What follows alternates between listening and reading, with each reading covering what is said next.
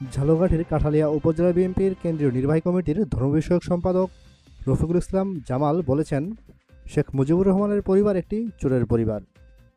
সাবেক প্রধানমন্ত্রী শেখ হাসিনা, শেখ রেহানা, সজীব ওয়াজেদ জয়সহ শেখ পরিবারের সকল সদস্য বিগত ১৭ বছর ধরে দেশের উন্নয়নের নামে হাজার হাজার কোটি টাকা চুরি করেছেন। ব্রিটেনের পার্লামেন্টে শেখ পরিবারের সদস্য টিউলিপ সিদ্দিকী দুর্নীতির দায়ে পদত্যাগ করতে বাধ্য হয়েছেন।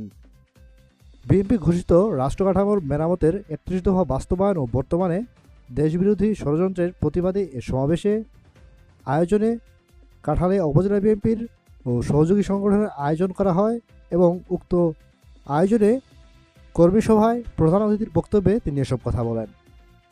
উপজেলা বিএনপির ভারপ্রাপ্ত সভাপতি জালালুর রহমান আকনের সভাপতিত্বে সমাবেশে বিশেষ অতিথি হিসেবে উপস্থিত ছিলেন কেন্দ্রীয় ছাত্রদল নেতা ব্যারিস্টার গোলাম জাকারিয়া, ঝালকাঠি জেলা বিএনপির সদস্য মোহাম্মদ নাসিম উদ্দিন আকন, জেলা বিএনপির সদস্য ও পিপি অ্যাডভোকেট মাহেব হোসেন, রাজাপুর উপজেলা বিএনপির সভাপতি মোহাম্মদ আবুল কালাম আজাদ, বিএনপি নেতা অধ্যাপক খায়রুল ইসলাম খোকন, সাবেক যুবদল নেতা আসিফ ভুট্টো সহ উপজেলা বিএনপির নেতৃবৃন্দগণ।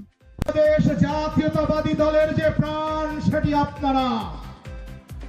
শত চড়াই উত্তরায়ের মধ্যে বাংলাদেশ জাতীয়তাবাদী দলের যে বিজয়ের সাহসী পতাকা